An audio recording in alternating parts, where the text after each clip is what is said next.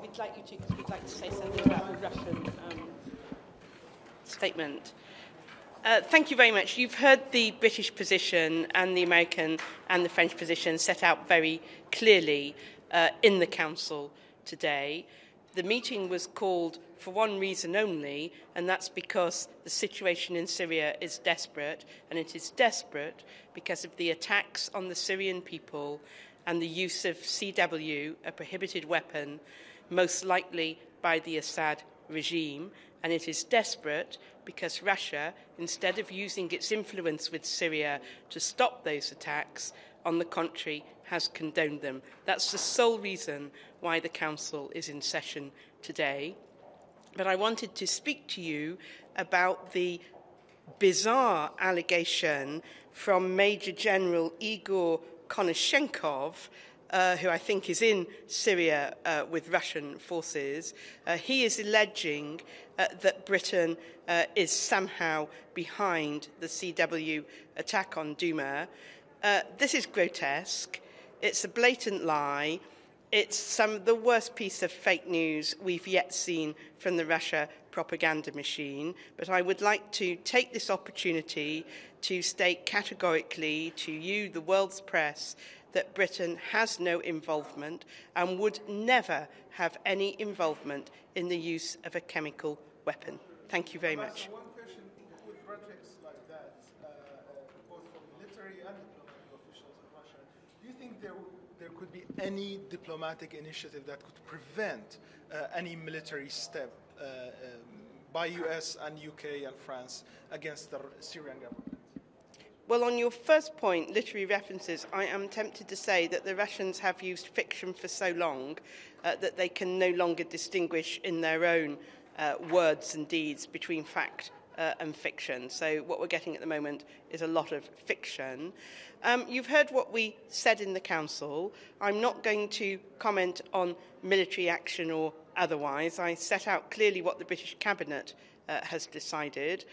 We will need to see how events unfold, but I think what was clear today is that Russia has not shifted by one iota its position for the Syrian regime, and without proper accountability for CW, the international norms on non-proliferation have been breached, and the Syrian people remain at risk, and they remain in humanitarian distress.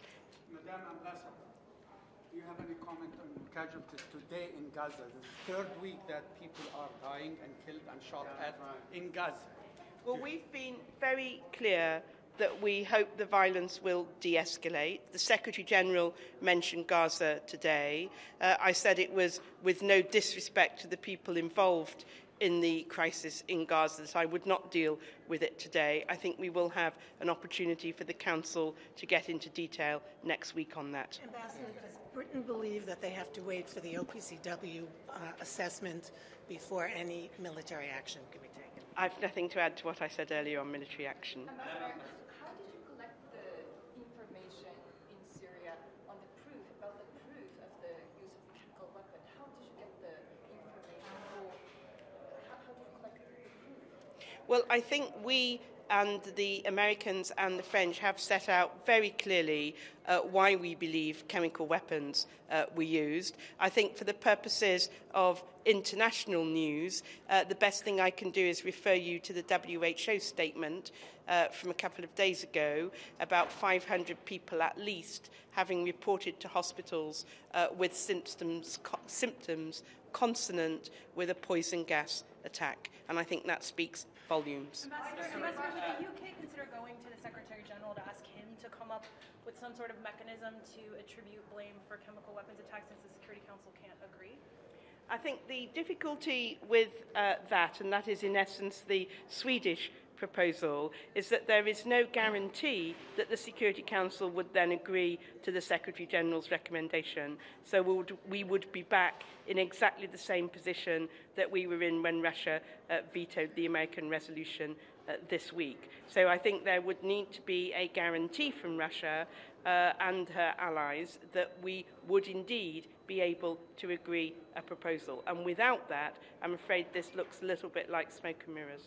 Tony Blair has given excuses for misleading people in Iraqi chemical case. How can we know that you are not doing the same?